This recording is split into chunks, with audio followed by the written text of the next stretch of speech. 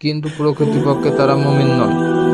তারা আল্লাহ ও মুমিনদেরকে প্রতারিত করে। আসলে তারা নিজেদেরকে ছাড়া অন্য কাউকে প্রতারিত করে না, কিন্তু এটা তারা উপলব্ধি করতে পারে না।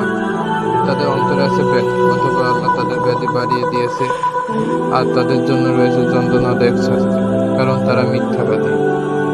তাদেরকে যখন বলা হয় পৃথিবীতে ফ্যাসাদ সৃষ্টি করো না, তারা বলে আমরা তো সংশোধনকারী।